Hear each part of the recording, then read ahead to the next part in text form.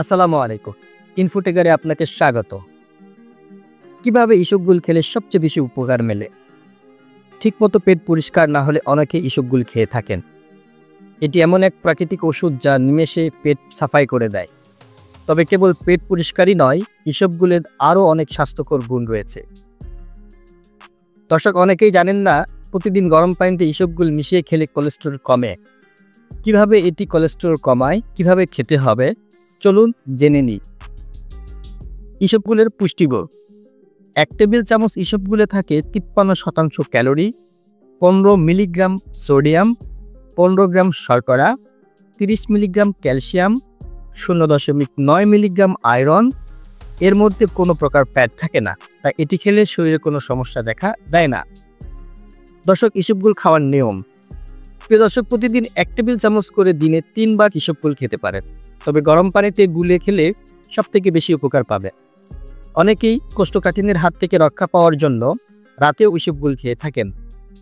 তবে যারা প্রথম ইসবগুল খাবেন তারা দিনে 3 বার খাবেন না। প্রথমে 1 বার খাবেন, ধীরে ধীরে খাওয়ার পরিমাণ বাড়ান। ইসবগুল কিভাবে কোলেস্টেরল নিয়ন্ত্রণ রাখে? দর্শক, কোলেস্টেরল প্রধানত 2 রকমের হয়, একটি ভালো কোলেস্টেরল এবং একটি খারাপ। এই খারাপ কোলেস্টেরলের মাত্রা যদি নিয়ন্ত্রণে না রাখা যায় তাহলে বিপদ হতে পারে। ইসবগুল খেলে মানুষের অন্ত্রে একটি পাতলা স্তর তৈরি হয়, ফলে শরীর খারাপ কোলেস্টেরল শোষণ করতে পারে না।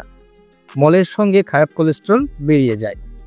সম্প্রতি এক গবেষণায় জানা গেছে, যেসব মানুষ ওষুধ খান তাদের শরীর থেকে যত পরিমাণ খারাপ কোলেস্টেরল কমেছে, তার থেকে অনেক তাড়াতাড়ি খারাপ কোলেস্টেরল কমে গেছে যারা প্রতিদিন ইসবগুল খান।